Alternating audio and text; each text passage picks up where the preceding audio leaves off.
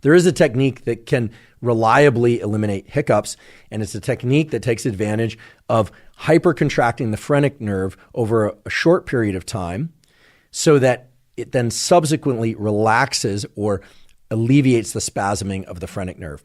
And that simple method is to inhale 3 times in a row. This is a very unusual pattern of breathing, but what it involves is taking a big deep inhale through your nose.